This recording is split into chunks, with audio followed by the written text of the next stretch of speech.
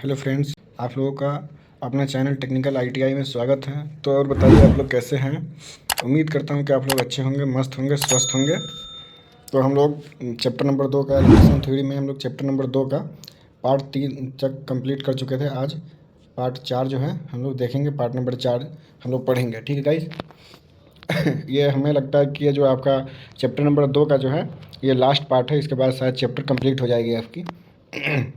तो आप लोग तैयार हैं, स्टार्ट किया जाए। गाइस, स्टार्ट करने से पहले आप लोगों से एक रिक्वेस्ट है कि हमारे चैनल को अभी तक आप लोग लाइक नहीं किए हैं तो लाइक कर दीजिए, सब्सक्राइब और शेयर बिल्कुल कीजिए। क्योंकि आप शेयर करेंगे तो आपके फ्रेंड सर्कल में शेयर करने से आपके फ्रेंड्स भी वीडियो से सीखेंगे और कुछ पढ़ने की कोशिश करेंगे, है ना गाइस। और सब्सक्राइब कर लीजिए जिससे आपको टाइम टू टाइम नोटिफिकेशन पहुँचता रहे। और डिस्क्रिप्शन में, वीडियो के डिस्क्रिप्शन में टेलीग्राम का लिंक है, टेलीग्राम ज्वाइन कर लीजिए। जिससे क्या होगा कि आपको टाइम टू टाइम टेलीग्राम के माध्यम से भी नोटिफिकेशन पहुंच पाएगी, ठीक है गाइस। चलिए लाइक कर दीजिएगा, याद से अभी लाइक कर दीजिए। चलिए फिर स्टार्ट करते हैं वीडियो, ठीक है। तो देखिए चैप्टर नंबर 2 है। तो हम लोग देखते हैं कहाँ तक हम लोग पढ़ चुके थे। ये सब टॉपिक जो है हेक्सो ब्लेड, फेस टेस्टर, ये सब हम लोग पढ़ चुके थे पहले ही। आगे देखते हैं हम लोगों को सोल्डिंग आयरन, ये तो हम लोग कल तक पढ़ चुके हैं। हम लोगों का जो अगला टॉपिक है ये भाई ये सब कंप्लीट हो चुका था। हम लोग यहाँ तक कंप्लीट कर चुके थे। हम लोगों का यहाँ से स्टार्ट करना है आज, ठीक है। 38 नंबर पॉइंट से हम लोगों को स्टार्ट करना है। टॉपिक क्या है आपका? Blow lamp. गाइस, ये ब्लो लैंप होता क्या है इसके बारे में हम लोग समझते हैं और पढ़ते हैं। देखिए, इसका उपयोग केबल ज्वाइनिंग में जोड़ को गर्म करने तथा सोल्डर को पिघलाने के लिए किया जाता है। यह मिट्टी के तेल से जलने वाला एक प्रकार का स्टोव होता है। इसका प्रयोग पूर्ण सावधानी के साथ करना चाहिए क्योंकि इससे आग लगने या झुलसने की संभावना रहती है, ठीक है। इसे हम लोगों को सावधानीपूर्वक करना चाहिए जिससे आग ना लगे या झुलसे ना। इससे डर होता है आग लगने का, क्योंकि ये जो है मिट्टी के तेल के द्वारा जलता है, ठीक है गाइस। देखिए, ये जो आगे निकल रहा है ये होता है फोम, फ्लेम होता है ये, ठीक है, जिससे सोल्डर को हम लोग पिघलाते हैं, ठीक है। और ये जो होता है आपका बर्नर होता है। और ये जो है ये नोजल होता है, ठीक है। दिख रहा है आप लोगों को, ये जो है होल जैसा दिख रहा है, ये नोजल होता है।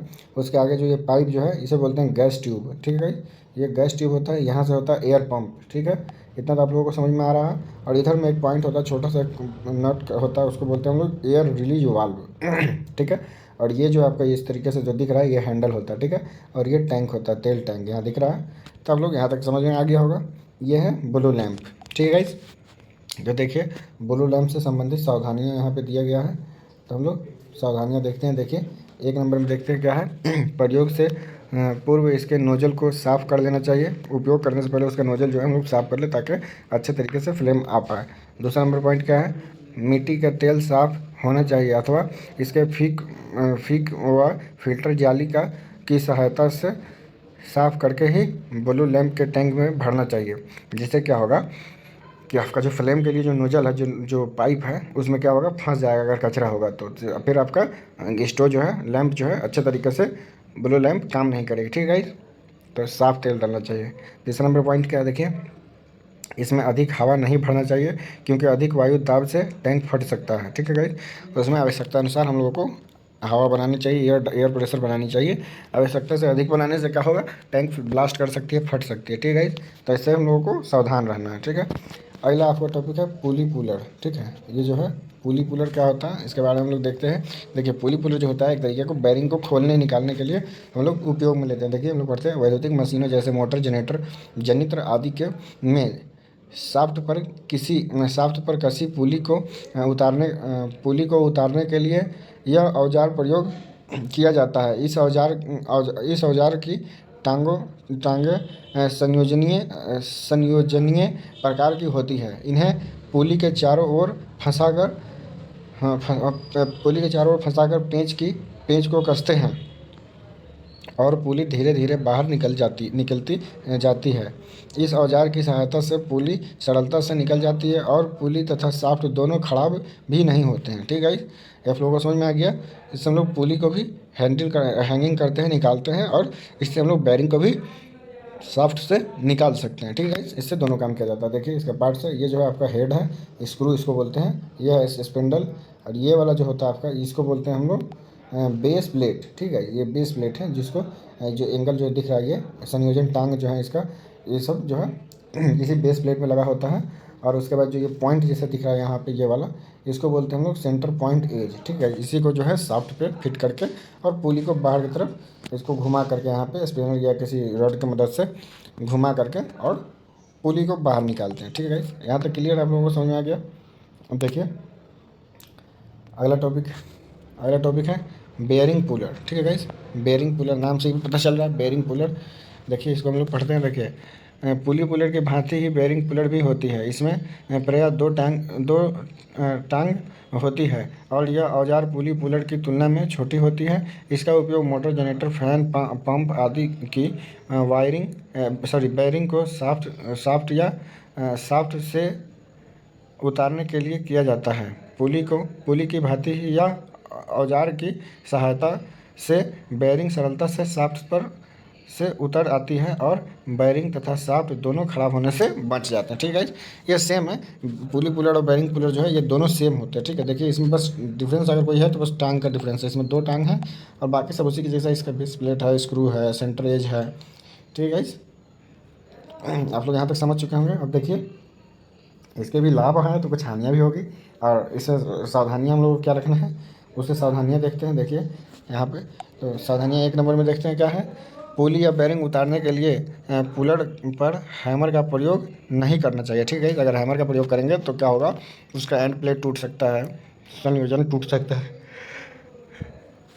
सेंटर एज मुड़ सकता है, जिससे वो प्रॉपर ढंग से कार्य नहीं करेगी। ठीक है, दूसरा पॉइंट क्या है, इनको पेचों तथा घर्षण वाली पीवेटों में समय समय पे ग्रीसिंग, मोबिल ऑयलिंग करते रहना चाहिए, जिससे वो फ्रीली मूव कर पाए, अच्छे तरीके से आप प्रॉपरली वर्क कर पाए, वर्क करने में, कोई काम करने में कोई प्रॉब्लम ना आए। ठीक है, बेयरिंग पुली के आकार के अनुसार सही साइज का पुलर प्रयोग करना चाहिए। इससे क्या होता है कि बेयरिंग के आकार के हम लोग पुलर उपयोग करेंगे तो निकालने में आसानी होगी। अदरवाइज बड़ा साइज़ का अगर हम लोग यूज़ करने लगे तो नहीं निकलेगी बेयरिंग, और हो सकता है कि आपको चोट लग जाए। ठीक है, तो इसलिए हम लोग का आकार के हिसाब से यूज़ करना चाहिए। ठीक है, अगला पॉइंट क्या है, पुलर के पेंच को चलाने के लिए सही साइज का स्पेनर का प्रयोग करना चाहिए। जो पुलर के ऊपर जो ये वाला जो लगा हुआ है हेड, इसको जो है यूज चलाने के लिए जो है हम लोगों को सही साइज का पुलर का उपयोग करना चाहिए। ठीक है, यहाँ तक आप लोगों को समझ में आ गया, सब क्लियर है। यहाँ से देखिए यहाँ पे क्या है, ये अगला पॉइंट है आपका, यह राष्ट्रीय वैद्युतिक कोड 2011 का परिचय। ठीक है, 2011 में एक वैद्युतिक रूल जो है उसके हिसाब से इसमें बताया गया, तो देख लेते हैं एक बार। देखिए BIS क्या है, ब्यूरो ऑफ इंडियन स्टैंडर्ड। ठीक है, ने IS 732 1963 SI 4648 and NE code के अंतर्गत वैद्युतिक वायरिंग राष्ट्रीय विद्युत कोड कहा जाता है। ठीक है, ये निम्न प्रकार के होते हैं, अलग अलग टाइप के ये कोड हैं। ठीक है, अलग अलग इसका प्रकार है, उसको देख लेते हैं हम लोग। तो देखिए 1 नंबर पॉइंट में क्या है, वैद्युतिक वायरिंग की स्थापना एवं उसका मरम्मत कार्य किसी लाइसेंसधारी ठेकेदार से ही कराया जाना चाहिए। ठीक है, क्योंकि उनको लाइसेंस मिला है तो उनको अनुभव के अनुसार ही लाइसेंस मिला होगा, उनको काम का नॉलेज होगा, प्रॉपर्ली कहाँ क्या चीज़ लगना चाहिए, कितनी ऊंचाई पे होना चाहिए। ठीक है, ये सब चीज़ों का नॉलेज हो, इसलिए उन्हें उनसे काम करानी चाहिए। ठीक है, दूसरा नंबर पॉइंट क्या है, दूसरा नंबर पॉइंट में देखिए, वैद्युतिक वायरिंग में प्रयुक्त सहायक सामग्री ISI चिन्हयुक्त होनी चाहिए। ठीक है, ISI का अगर मार्का नहीं है, उस पर चिन्ह नहीं है तो सामग्री नहीं लेनी चाहिए। ठीक है, क्योंकि वो डुप्लीकेट है, अच्छे से काम नहीं करेगा, आपको प्रॉब्लम हो सकती है, उसमें बॉडी अर्थ आ सकती है, अदरवाइज बहुत सारी प्रॉब्लम हो सकती है। ठीक है, तीसरा नंबर पॉइंट में देखिए, तीसरा नंबर पॉइंट क्या है, वैद्युतिक वायरिंग की उप परिपथों में विभक्त किया जाना चाहिए और लाइन एंड फैन तथा पावर के लिए पृथक पृथक उप परिपथ तैयार किए जाने चाहिए। ठीक है, अलग अलग परिपथ यूज करना चाहिए हम लोगों को, लाइट के लिए, फैन के लिए और पावर के अलग अलग वायर उपयोग करना चाहिए, जिससे क्या होगा, एक वायर पे अधिक लोड नहीं पड़ेगी। ठीक है, अगला पॉइंट देखिए 4 नंबर में क्या है, 4 नंबर में आप देखिएगा तो है, लाइट एंड फैन के प्रत्येक उप परिपथ में 10 से अधिक और पावर के प्रत्येक उप परिपथ में 2 से अधिक उपभोग बिंदु नहीं होनी चाहिए। ठीक है, क्योंकि लाइट एंड फैन जो होता है उसमें 10 से अधिक पावर प्रत्येक प्रत्येक परिपथ में, मतलब एक परिपथ में 10 पॉइंट से ज़्यादा नहीं होनी चाहिए। ठीक है, मान लीजिए आप 10 लाइट लगा रहे हैं तो एक वायर आप लेकर गए तो उससे 10 लाइट लगा सकते हैं, उससे ज़्यादा नहीं लगानी चाहिए। ठीक है, उसके बाद उप परिपथ में जो मेन आपका जो परिपथ है में 2 से अधिक उपभोग बिंदु नहीं होना चाहिए। ठीक है, 2 से अधिक बिंदु नहीं होना चाहिए, क्योंकि 2 पॉइंट आप निकाल रहे हैं तो उससे ज़्यादा नहीं होना चाहिए। ठीक है, इतना तो क्लियर है। उसके बाद 5 नंबर में देखिए, 5 नंबर में क्या है, लाइट एंड फैन उप परिपथ का कुल लोड 800 वाट और पावर उप परिपथ का कुल लोड 3000 वाट से अधिक नहीं होना चाहिए। ठीक है, यहाँ तक आप लोगों को समझ में आ रहा है कि हम लोग जो लाइन जो हम लोगों को जो एमसीबी से जो जाएगा एक बोर्ड के लिए 800 वाट से एक पॉइंट से हम लोग 800 वाट से 800 वाट और पावर का जो है उपस्थिति जो कुल लोड जो है 3000 वाट से अधिक नहीं होना चाहिए। ठीक है, हाँ, यहाँ तक हम लोगों को कैलकुलेशन करना चाहिए। उसके बाद देखिए जो होता है तालिका जो होता है लोड का गणना है, एक एवरेज बनाया गया है ये सब चीज़ें। ठीक है, इसके अनुसार कैलकुलेशन किया जाता है। ठीक है, तो देखिए 1 नंबर में क्या है, लैंप। ये लैंप को जो हम लोग 60 वाट मान लेते हैं, और सॉकेट जो होता है ये 100 वाट का होता है, 100 वाट हम लोग लेकर के चलते हैं। उसके बाद फ्लोरोसेंट ट्यूब जो होता है वो 40 वाट का होता है। ठीक है गाइस, उसके बाद छत का जो पंखा होता है वो 60 वाट का होता है। मरकरी वेपर लैंप जो होता है वो 80 वाट का होता है। उसके बाद पावर सॉकेट जो होता है उसको 1000 वाट हम लोग मान के चलते हैं, ये इंडियन स्टैंडर्ड का मानना है। ठीक है, इसके अनुसार ही हम लोग वायरिंग करते हैं। ठीक है, आगे देखते हैं हम लोग छठा पॉइंट क्या है। देखिएगा छठा पॉइंट जो है नियंत्रक स्विच बोर्ड को, जो मेन स्विच बोर्ड होता है आपका नियंत्रक स्विच बोर्ड की फर्श से ऊंचाई 1.3 मीटर होनी चाहिए। जो आपका जो नियंत्रक बोर्ड है, जो आपके घर में, सॉरी मेन बोर्ड नहीं, जो आपके घर में जो बोर्ड लगा हुआ है उसका ऊंचाई जो होना चाहिए, जो फर्श है आपका उससे 1.3 मीटर होनी चाहिए। उससे ज़्यादा हाइट नहीं होनी चाहिए, उससे कम नहीं होनी चाहिए, उतना अप्रोक्स होना चाहिए। ठीक है, और कक्ष में प्रवेश द्वार के निकट बाईं ओर स्थापित किया जाना चाहिए। क्या होता है कि जो आपका गेट खुलता है उसके अपोजिट साइड में होना चाहिए, ताकि आप जैसे ही अंदर इंटर करें घर में तो आप वहाँ से सीधा स्विच ऑन कर लें, आप अपना लाइट को ऑन ऑफ कर सकते हैं। ठीक है, अगला पॉइंट देखिए 7 नंबर में क्या है, स्नान घर यानी कि आपके बाथरूम में स्थापित लैंप आदि का स्विच स्नान घर के बाहर दीवार पर स्थापित किया जाना चाहिए। इससे क्या होगा, यदि स्नान घर के अंदर स्विच स्थापित करना आवश्यक हो तो वह पूर्णतः जल रोधी होनी चाहिए, मतलब वहाँ पे पानी क्या वाटर प्रूफ होनी चाहिए, वहाँ पे पानी नहीं पड़ना चाहिए। ठीक है, यहाँ पे दिख रहा है वाटर प्रूफ होनी चाहिए। अगर पानी पड़ेगा तो फिर वहाँ पे बॉडी अर्थ होगी, जिससे आपको करंट लगने की संभावना बनी रहेगी। ठीक है, इससे अच्छा है कि आप उसे बाथरूम के बाहर ही गेट के सामने आप स्विच लगा दीजिए, बाथरूम बाहर से आप स्विच ऑन कीजिए, लाइट अंदर जल जाएगी। इस तरीके से आप कर सकते हैं। ठीक है गाइस, उसके बाद 8वां नंबर पॉइंट में देखिए क्या है, गैलरी, बरामदा, पोर्च, टेरिस, बालकनी आदि में उपस्थित स्थापित लाइट का स्विच जो है यथासंभव घर के अंदर स्थापित किया जाना चाहिए। यदि स्विच घर के बाहर स्थापित करना आवश्यक हो तो वह पूर्णतः जलरोधी एवं वायुमंडलीय प्रभावों से अवमुक्त यानी कि वेदर प्रूफ प्रकार का होना चाहिए। क्या होगा कि अगर बाहर लगाते हैं तो उस पर बारिश समय बारिश होगा उसके बाद उस पर ठंडी गर्मी का असर जो होगा तो इससे आपका जो है ख़राब हो जाएगा, जो स्विच जो होता है गड़बड़ हो सकती है, आपका बोर्ड जो है ख़राब हो सकता है। अगर वो वेदर प्रूफ है तो उसको बाहर लगा सकते हैं, अदरवाइज रूम घर के अंदर में लगाइएगा तो ज़्यादा अच्छा होगा, अति आवश्यक होगा। ठीक है गाइस, उसके बाद 9 नंबर पॉइंट में देखिए, 9 नंबर पॉइंट क्या कहता है आपका, देखते हैं यहाँ से।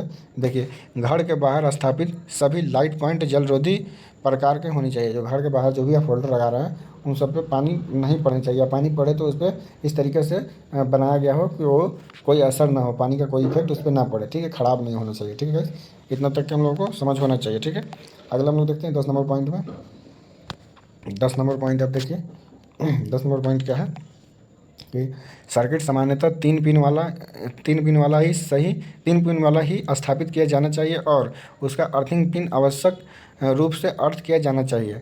लाइट एंड फैन परिपथ में 5 एम्पियर तथा पावर परिपथ में 15 एम्पियर 240 वोल्ट रेटिंग वाला सॉकेट स्थापित किया जाना चाहिए। यदि सॉकेट को 1.3 मीटर से कम ऊंची पर स्थापित नहीं करना अपेक्षा 1.3 मीटर से कम ऊंचाई पर स्थापित करना अपेक्षित हो तो वह ढक्कन युक्त होना चाहिए। क्या होता है कि अगर 1.3 मीटर के अप्रोक्स होगा तो वहाँ पे ढक्कन युक्त होना चाहिए, वो बंद हो जाना चाहिए। ठीक है, इस तरीके से होना चाहिए ताकि कोई बच्चा जो है उसमें उंगली ना जाकर लगाए, जिससे उससे करंट लगने की संभावना बनी रहेगी। इसलिए वो ढक्कन वाला होना चाहिए, वो बंद रहना चाहिए। ठीक है, जरूरत आवश्यक ना हो तो बंद हो। ठीक है, अगले देखिए 11 नंबर पॉइंट क्या है, छत के पंखों के ब्लेड्स तथा फर्श के बीच की न्यूनतम जो है फर्श और छत के पंखे का जो ब्लेड होता है उसकी जो बीच की जो दूरी होगी वो जो ऊंचाई होगी, बोल सकते हैं ऊंचाई आप 2.4 मीटर और अधिकतम 3 मीटर 3 मीटर अंतर रखा जाना चाहिए। ठीक है इस इससे क्या होगा कि बहुत ज़्यादा ऊंचाई भी नहीं रहेगी, बहुत ज़्यादा नीचे भी नहीं रहेगी, आपको प्रॉपर ढंग से हवा भी लगेगा और सुरक्षित भी रहेगा। ठीक है यहाँ तक क्लियर है। अगला 12 नंबर पॉइंट देखते हैं। 12 नंबर पॉइंट क्या है, वायरिंग में प्रयुक्त सभी धात्विक आवरण हाँ आवश्यक रूप से अर्थ किया जाना चाहिए। जो आप मान लीजिए वायरिंग करिएगा तो वहाँ पे आपका जो बॉक्स होता है वो स्टील का लोहे का होता है, जो पाइप होगा कंडक्ट वाला जो पाइप होता है, पहले तो इसे यूज होता है, अब तो फाइबर का प्लास्टिक आ गया है।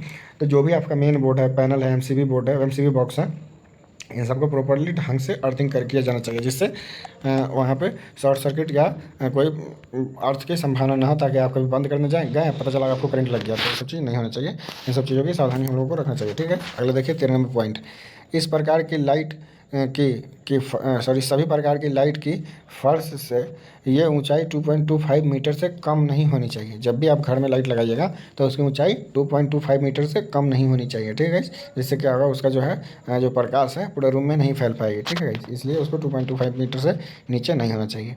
उसके बाद अगले 14 नंबर पॉइंट देखिए, अर्धचालक में कोई फ्यूज या स्विच आदि संयोजित नहीं किया जाना चाहिए। जो अर्धचालक है उसमें कोई भी फ्यूज या स्विच की आवश्यकता नहीं होती है, उसको डायरेक्ट करना चाहिए। ठीक है उसके बाद 15 नंबर पॉइंट में देखिए आप, 15 नंबर पॉइंट क्या है, क्योंकि देखिए 14 नंबर पॉइंट जो है ना आपका, अगर उसमें स्विच लगा देते हैं बाय द वे, आप किसी रीजन बस बंद कर देते हैं है ना, तो आपका अर्थ काम नहीं करेगा, जिससे आपको झटका लग सकता है। और अर्थ में जो है आपका नॉर्मली करंट नहीं रहती है। ठीक है वो सेफ्टी के लिए यूज किया जाता है। ठीक है इसलिए उसमें स्विच हम लोग या फ्यूज कभी नहीं लगाते हैं। ठीक है 15 नंबर पॉइंट में देखिए, लाइव या फेस चालक में फ्यूज लगाया जाना चाहिए और सभी प्रकार के नियंत्रित उपयुक्त युक्तियों में स्विच आदि डमी चालक पर स्थापित किया जाना चाहिए। ठीक है गाइस, इससे क्या होगा कि जब भी हमें फ़ैन की ज़रूरत नहीं है तो उसे बंद कर देना चाहिए, लाइट की ज़रूरत नहीं है तो उसे बंद कर देना चाहिए। तो उससे क्या बार बार आप तार जोड़ते और खोलते थोड़ी रहेंगे, उसके लिए वहाँ पे प्रॉपर ढंग से स्विच लगा देना चाहिए, जिससे हमें ज़रूरत आवश्यकता अनुसार ऑन ऑफ कर देना चाहिए। ठीक है 16 नंबर पॉइंट में देखिए,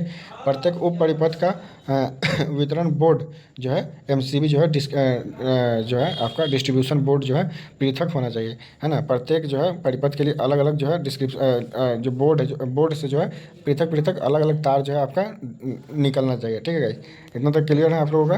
डिस्ट्रीब्यूशन बोर्ड से अलग अलग तार निकलना चाहिए अलग अलग पॉइंट के लिए। ठीक है अलग अलग रूम के लिए। 17 नंबर पॉइंट में देख लीजिए आप, 3 फेज एसी लाइन में यथासंभव प्रत्येक फेज पर लोड संतुलित रखा जाना चाहिए। 3 फेज का आप पोल पर से अगर लाइन लेते हैं तो आपको कोशिश करना है कि तीनों फेज में जो है आपका जो लोड हो घर का अगर सेम हो। अगर मान लीजिए एक फेज में अगर 5 एम्पियर है तो तीनों जैसे आर वाई और बी जो होता है रेड येलो ब्लू जो होता है, अगर एक फेज में आपका 5 एम्पियर का लोड है तो हम लोगों को टारगेट करना है, कोशिश करना है कि दूसरा जो फेज है इसमें भी 5 एम्पियर का ही लोड हो, तीसरा में भी 5 एम्पियर का भी लोड हो। बाई द वे अगर होता है कि इस फेज में आर फेज में 5 एम्पियर का लोड हो और वाई फेज में होता है कि 4.5 एम्पियर का लोड है और तीसरे वाला में है ना जिसमें मान लेते हैं कि 4 एम्पियर का लोड है। ठीक है 4 एम्पियर का लोड है तो भी कोई बात नहीं, लेकिन हम लोगों को टारगेट करना है कि टोटली 5-5 एम्पियर का है तो 5-5 एम्पियर का लोड मतलब बराबर डिस्ट्रीब्यूट हो। ठीक है गाइस, इतना तो क्लियर है।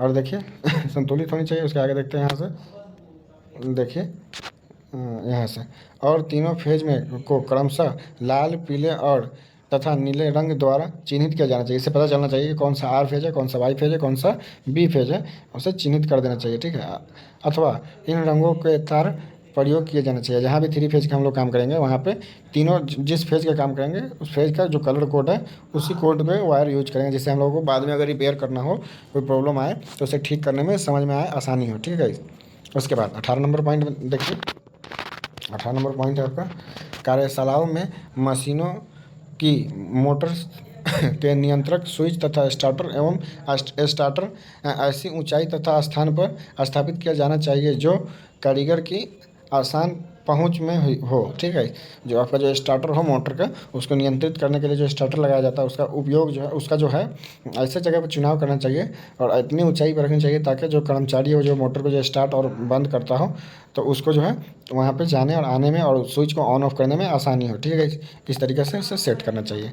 उसके बाद 19 नंबर पॉइंट में देखिए, 19 नंबर पॉइंट क्या आपको कहता है कि सामान्य मध्यम तथा उच्च वोल्टेज क्रमशः 650 वोल्टेज से 11,000 वोल्टेज पर कार्य करने वाली मशीनों जैसे ट्रांसफार्मर आदि की दोहरी अर्थिंग की जानी चाहिए। जैसे ट्रांसफार्मर जो होता है उसकी देखिएगा आप डबल डबल अर्थिंग की जाती है। क्यों?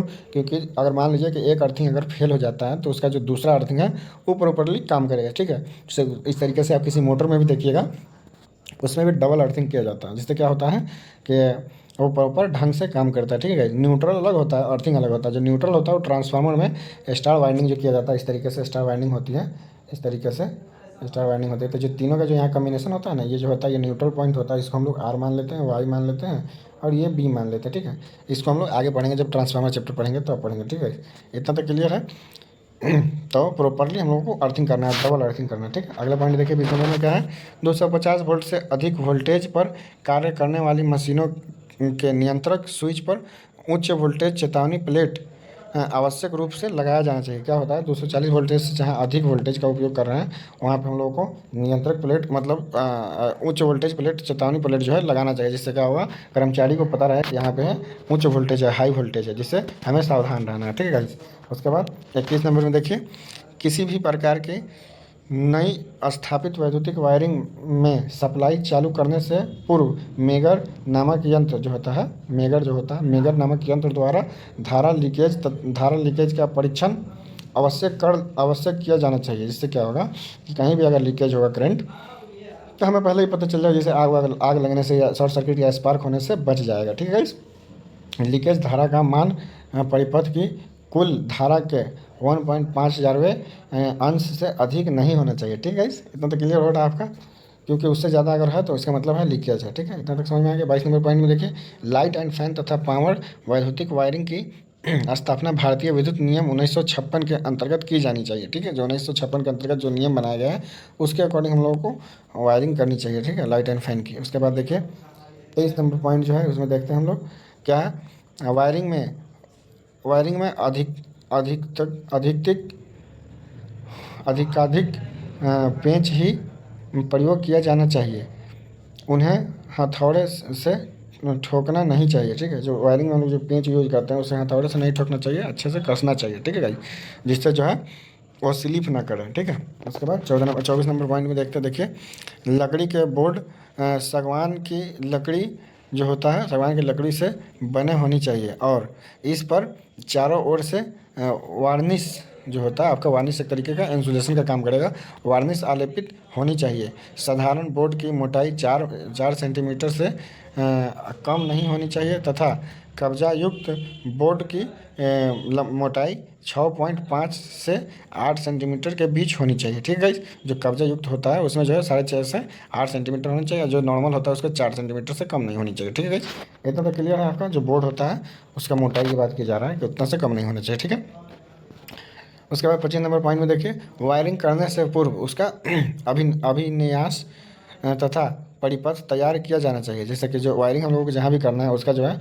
एक ब्लॉक डायग्राम बनाना चाहिए। उसके बाद उसका परिपथ जो है उसको तैयार करना चाहिए। उसके बाद हम लोगों को काम करने जाना चाहिए। ठीक है, इतना लोगों को ध्यान रखना चाहिए। उसके बाद 26 नंबर पॉइंट में देखिए, IE 85 के अंतर्गत सिरोपरी लाइन, जो सर के ऊपर जो ओवरहेड लाइन होता है, देखिए यहाँ पे दिया हुआ है, ओवरहेड लाइन में दो पोल्स के बीच 67 मीटर यानी कि दो पोल के बीच 67 मीटर या 220 फुट से अधिक दूरी नहीं होनी चाहिए। ठीक है, 67 मीटर से अधिक नहीं होनी चाहिए, उससे कम होनी चाहिए। मिनिमम हम लोग मान के चलते हैं कि 50 मीटर से अधिक और 67 मीटर से कम होनी चाहिए। ठीक है, जिससे क्या होगा, जो बीच में जो तार के बीच में जो पोल, दोनों पोल के बीच में जो सैग होगा वो कम होगा। सैग किसको कहते हैं, देखिए जैसे एक पोल है, ये दूसरा पोल है, तो यहाँ से हम लोग वायर लेकर के जाते हैं तो क्या वायर हम लोग ऐसे सीधा नहीं ना जाता है, वायर जो है इस तरीके से झुका हुआ जाता है। ठीक है, सही इस तरीके से झुका हुआ रहता है ना, तो जो ये झुका हुआ पार्ट है इसी को सैग बोलते हैं। ठीक है, इसको सैग बोलते हैं। ठीक, तो अगर दूरी रहेगा, जितना ज़्यादा दूरी बनेगा उतना ज़्यादा सैग बनेगा। ठीक है, इसलिए सैग को कम करने के लिए हम लोग जो पोल की दूरी है उसको कम करते हैं। वो डिपेंड करता है कि ओवरहेड लाइन का पावर कितना है, वोल्टेज कितना है, 220 है, 440 है, 11,000 है, 33,000, उसके हिसाब से हम लोग पोल की दूरी डिसाइड करते हैं। ठीक है, और एरिया कैसा है, ऊंच नीच है, बराबर है ना, इन सब बातों पे डिपेंड करता है। ठीक है, तो हम लोग का दूसरा नंबर जो चैप्टर है वहीं तक था, समाप्त हो चुका है। ये लास्ट टॉपिक था, 26 नंबर समाप्त हो चुका है। अब क्या है, उसका जो कुछ क्वेश्चन है इसे अभ्यास करना है, देखना है। ठीक है, तो हम लोग इस क्वेश्चन को देख लेते हैं, यहाँ से इसको स्टार्ट करते हैं। तो चलिए हम लोग इसको शुरू करते हैं, देख लेते हैं। ये जो है अध्याय सार जो है, ये जो है इसमें कुछ टॉपिक जो भी हम लोग पढ़े हैं उस टॉपिक को छोटे छोटे लाइन में, एक एक लाइन में कवर किया गया है। तो इसको हम लोग देख लेते हैं, ठीक है। देखिए इस पॉइंट को हम लोग देखते हैं। सबसे पहले किसी राशि का मात्रक एवं किसी उत्पाद के आकार प्रकार आदि का निर्धारित रूप मानक कहलाता है, ठीक है गाइस। किसी भी आकार प्रकार के जो किसी भी राशि का जो मात्रक होता है उसके आकार प्रकार के प्रकार आदि का जो निर्धारित रूप जो होता है उसको हम लोग मात्रक कहते हैं, ठीक है गाइस। इतना तो क्लियर हो गया। दूसरा पॉइंट क्या है, भारत में वस्तुओं के मानकीकरण के लिए BIS मानक स्थापित किया गया है, ठीक है। मतलब जो भी है उसके मानकीकरण के लिए हम लोग BIS करके एक ऑर्गेनाइजेशन बनाए, ब्यूरो ऑफ इंडियन स्टैंडर्ड एक ऑर्गेनाइजेशन बनाए हुए हैं, उसको मात्रक को स्थापित किया जाता है, ठीक है। उसके बाद तीसरा नंबर पॉइंट क्या है, मात्रकों की SI प्रणाली के अंतर्गत 7 मूल्य, 2 संपूरक एवं विभिन्न व्युत्पन्न राशियाँ आती है, ठीक है। हम लोग ऊपर पढ़ चुके थे, लंबाई का मात्रक था, समय का मात्रक था, दूरी का मात्रक था, ठीक है। ये सब हम लोग पढ़ चुके थे। और उसके बाद संपूरक में जो हम लोग पढ़े थे रेडियन, स्टे रेडियन, ये संपूरक मात्रक आता है। उसके बाद व्युत्पन्न मात्रक में हम लोग पढ़े थे क्षेत्रफल का मात्रक, बल का मात्रक, ठीक है। ये सब जो है ये सब हम लोग पढ़ चुके थे उधर। उसके बाद देखिए तीसरा नंबर अगला पॉइंट जो है, देखिए यह है प्लायर्स उच्च गुणयुक्त स्टील से बनी होनी चाहिए जो छोटे धात्विक अवयवों को काटने, जोड़ने, खींचने व घुमाने के लिए प्रयोग किए जाते हैं, ठीक है। इस जो है उच्च गुणवत्ता वाले अच्छे स्टील के जो बने होते हैं उससे क्या होगा कि आपका जो प्लायर की लाइफ ज़्यादा होगी, आप ज़्यादा दिन तक काम कर पाओगे, ठीक। उसके बाद अगला पॉइंट है, देखिए क्या है, विकर्ण कटर प्लायर जिस पार्श्विक कटिंग प्लायर भी जिसे कटिंग पार्श्विक प्लायर भी कहते हैं, ठीक है। यह है 100, 125, 140, 160, 180 एवं 200 mm की लंबाई में बनाया जाता है, ठीक है। जब विकर्ण प्लायर को भी पार्श्विक प्लायर भी हम लोग कहते हैं, ठीक है। यहाँ तक क्लियर है। आगे देखिए धातु के छोटे टुकड़ों एवं तारों को बनाने एवं उन्हें आकृति प्रदान करने के लिए प्लेट नोज प्लायर का प्रयोग किया जाता है। जो भी छोटे धातु के टुकड़े होते हैं उस एवं तारों को जो है बनाने के लिए, उसकी आकृति प्रदान करने के लिए हम लोग नोज प्लायर का उपयोग करते हैं, ठीक है गाइस। उसके बाद अगला पॉइंट देखिए क्या है, राउंड नोज प्लायर के की आकृति शंकुआकार होती है। हम लोग पहले भी पढ़ चुके हैं। राउंड नोज प्लायर के जो है जो पकड़ने वाली जो होती है आगे में, वो किस तरीके की होती है, शंकुआकार होती है, जिसके कारण इन्हें विभिन्न परिमापों के वर्क एवं वृत्त बनाना संभव होता है, ठीक है। समझ में इतना तक आ रहा है। अगला पॉइंट देखते हैं। ये सब तो हम लोग पढ़ चुके हैं। ये पॉइंट के पास पॉइंट वाइज हम लोग को ध्यान रखना है और इसे याद कर लेना, ठीक है। देखिए बेलनाकार वस्तुओं को पकड़ने अथवा जोड़ने के लिए कम्बिनेशन प्लायर में एक पाइप ग्रिप प्लायर लगा होता है। क्या होता है कम्बिनेशन प्लायर जो होता है, आप लोगों को बता चुके हैं। कम्बिनेशन प्लायर में उसमें जो है 2-3 पार्ट अलग अलग बनाए हुए, उसमें कटिंग करने के लिए, पकड़ने के लिए जो पाइप ग्रिप भी बनाया होता है। इस तरीके से उसमें हर चीज़ मतलब 3-4-5 प्रकार के टाइप उसमें होते हैं, एक ही प्लायर के अंतर्गत होते हैं, ठीक है। उसके बाद हम लोग अगला टॉपिक देखते हैं। अगला क्या है देखिए अगला है हैमर। हैमर है हैमर का मुख्य भाग फेस, पिन, आई होल, नेक एवं हैंडल होते हैं, ठीक है। जो उसके मुख्य भाग होते हैं हैमर के क्या क्या होते हैं, फेस होते हैं, पिन होते हैं, आई होल होता है, नेक एंड हैंडल होता है, ठीक है। उसके बाद अगला पॉइंट देखिए, धार्मिक चादरों पर प्रयोग किए जाने वाले लकड़ी के बने हैमर को हम लोग क्या कहते हैं, मैलेट कहते हैं, ठीक है। लकड़ी का जो धात्विक जो होता है चादरों पे जो हम लोग हैमर का उपयोग करते हैं, वो लकड़ी का बना होता है, उसका नाम जो है हम लोग मैलेट देते हैं, मैलेट बोलते हैं, ठीक है। मैलेट कहलाता है, ठीक है। अगला पॉइंट देखिए, फार्मर छेनी की धार कुंद यानी कि खराब हो जाने पर इसे ऑयल स्टोन या वाटर स्टोन पर घिसकर तेज किया जाता है, ठीक है। अगला पॉइंट देखिए, विद्युताकार यानी कि इलेक्ट्रिशियन द्वारा प्रयोग किए जाने वाली टैनन आरी की लंबाई कितनी होती है गाइस, 30 से 40 सेंटीमीटर होती है, ठीक है गाइस। इतना तो क्लियर है। अगला पॉइंट देखिए, की होल आरी द्वारा गोल छिद्रों को आवश्यकता अनुसार आयताकार आकृति प्रदान की जाती है, ठीक है। जो की होल आरी जो होता है उसको जो है आवश्यकता अनुसार आयताकार आकृति प्रदान करने के लिए हम लोग बनाते हैं, ठीक है। अगला पॉइंट देखिए, विद्युत मैकेनिक फ्लैट टिप वाले 8 सेंटीमीटर से 30 सेंटीमीटर शंख लंबाई वाला पेचकस प्रयोग किया जाता है। ठीक है, जो विद्युत मैकेनिक होते हैं, जो इलेक्ट्रिशियन जो होते हैं मैकेनिक, उनका जो है 8 सेंटीमीटर से लेकर 30 सेंटीमीटर शंख लंबाई जो होता है, शंख जो होता है, जो पेचकस का जो लंबाई जो होता है उसको शंख बोलते हैं। जो यहाँ पे देखिए जो फिगर बना रहे, जो हैंडल होता है यहाँ से इस तरीके से लंबाई होकर के आगे इस तरीके से टूथ बना होता है।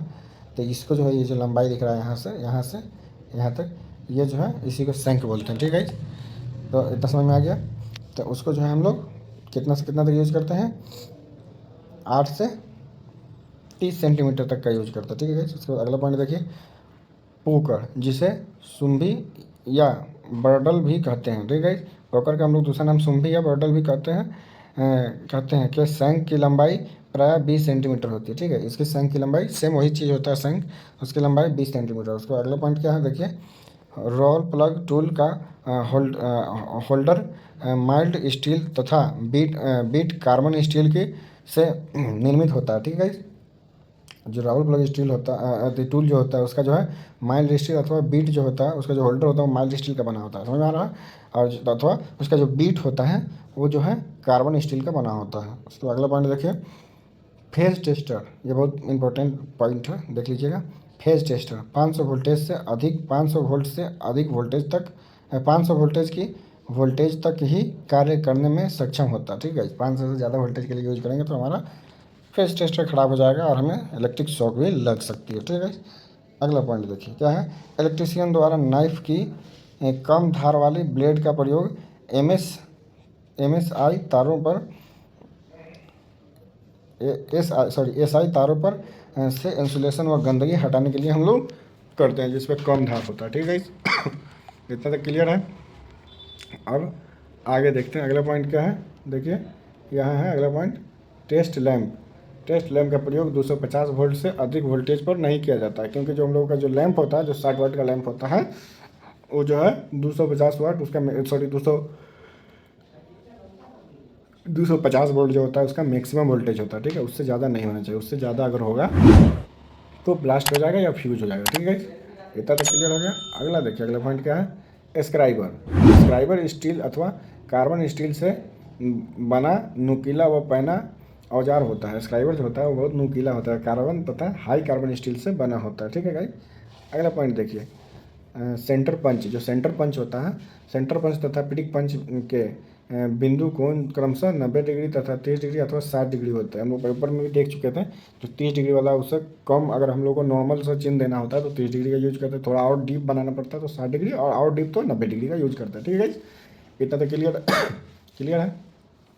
अगला पॉइंट देखते हैं, डिवाइडर के बारे में हम पढ़ते हैं। देखिए, डिवाइडर माइल्ड स्टील अथवा हाई कार्बन स्टील से निर्मित कंपास के सामान्य एक प्रकार का चिन्ह औजार होता है। ठीक है, जो डिवाइडर होता है वो माइल्ड स्टील या हाई कार्बन स्टील का कंपास टाइप का होता है।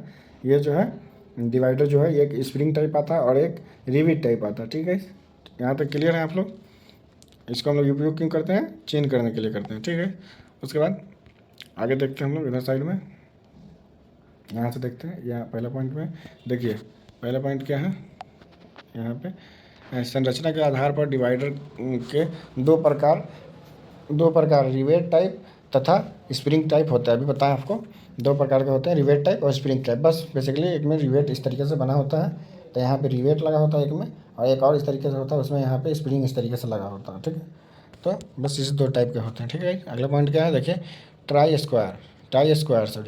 स्क्वायर, जिसे गुनिया भी कहते हैं। ठीक है, इससे जो हम लोग एंगल मिलाने का काम करते हैं। देखिए, टाई स्क्वायर जिसे गुनिया भी कहते हैं, का प्रयोग वैद्युतिक वायरिंग के समकोणता की परख करने के लिए किया जाता है। ठीक है, समकोणता की हम लोग परख करते हैं कि जो एंगल जो कोण है जो है 90 डिग्री पे बना है या नहीं। ठीक है, उसके काम कर परख करते हैं। ठीक है, अगला पॉइंट देखिए, स्टील रोल द्वारा कम से कम मापी जाने वाली लंबाई अर्थात इसका अल्पकाल्पनिक 0.5 mm अर्थात 1/32 इंच होता है। ठीक है, इसकी जो लंबाई होती है 32 इंच तक होती है। उसके बाद देखिए अगला टॉपिक क्या है, 1 mm के 100वें भाग तक माप करने में सक्षम माइक्रोमीटर द्वारा तारों का व्यास ज्ञात किया जाता है। जो माइक्रोमीटर होता है उसका जो हम लोग स्पेंडल घुमा करके, हैंडल को घुमा करके और हम लोग माप कर लेते हैं वायर के, ये जो है 100वें हिस्से का सभी हिस्से को भी माप सकता है। इसको हम लोग किससे मापते हैं? माइक्रोमीटर से नापते हैं। ठीक है, इतना तक क्लियर हो गया। उसके बाद आगे देखते हैं अगला पॉइंट क्या है।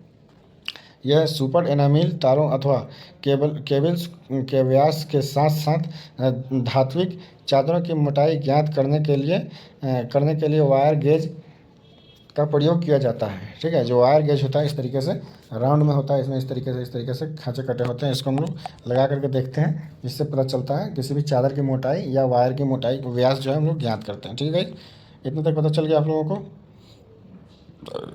उसके बाद देखिए अगला पॉइंट क्या है।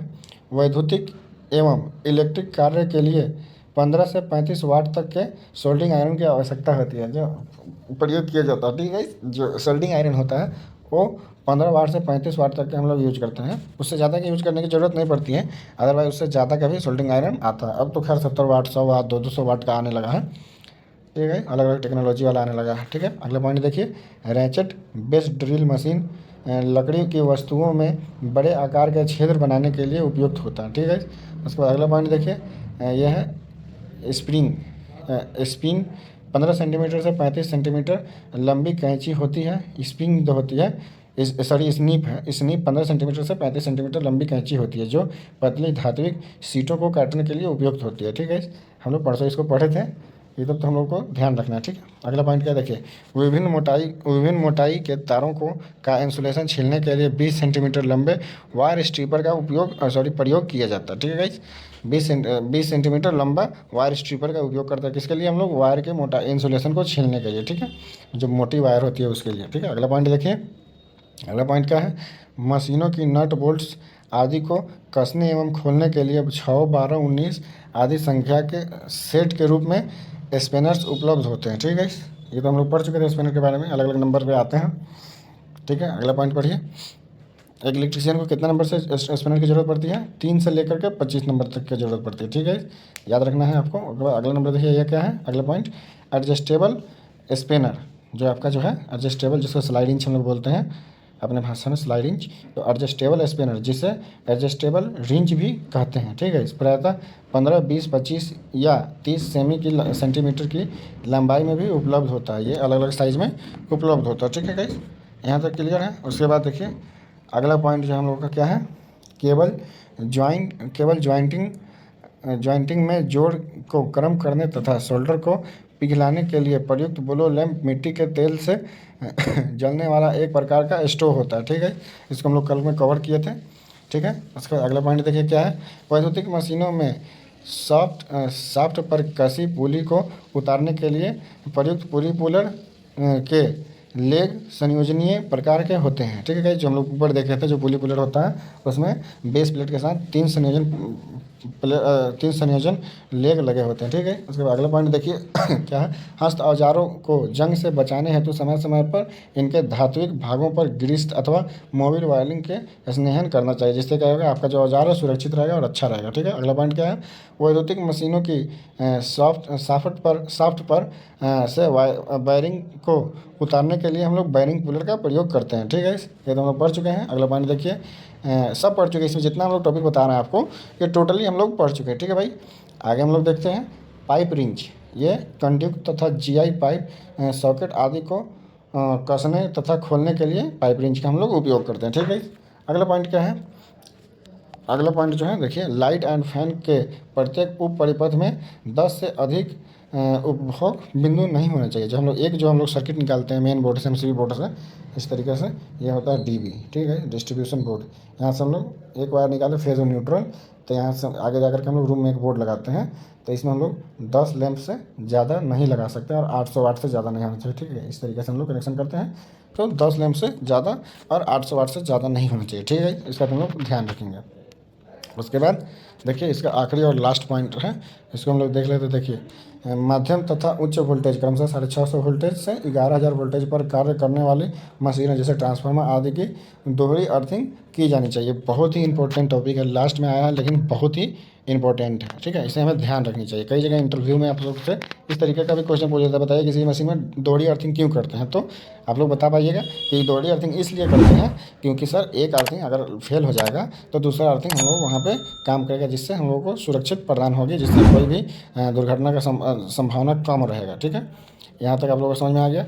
तो चलिए इसी टॉपिक के साथ इस चैप्टर की समाप्ति हो गई आपका। कल हम लोग इस चैप्टर का MCQ देखेंगे, ठीक है गाइस। तो फिर आप लोगों से मिलेंगे MCQ के साथ अगले वीडियो में। जब तक आप लोग अपना ध्यान रखिए, स्वस्थ रहिए, खाइए पीजिए, मस्त रहिए, पढ़ाई करते रहिए। और अभी तक आप हमारे चैनल को लाइक नहीं किए हैं, सॉरी हमारे इस वीडियो को लाइक नहीं किए हैं, तो लाइक कर दीजिए और बताइए ज़रूर कि आपको ये वीडियो कैसा लगा, ठीक है। और कोई भी कन्फ्यूजन हो, कोई भी डाउट हो, कोई भी सुझाव हो तो कमेंट में ज़रूर बताइए।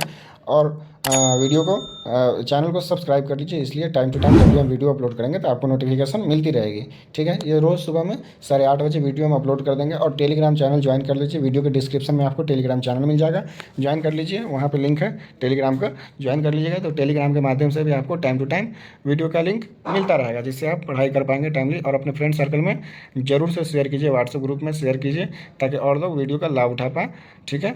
और सभी इंजीनियर अच्छी जगह सेलेक्ट हो पाए, सेट हो पाए, बस हमारी कोशिश यही है। चलिए फिर मिलते हैं आप लोगों से नेक्स्ट वीडियो में। जब तक के लिए आप लोग अपना ध्यान रखिएगा। Take care, bye bye, thank you.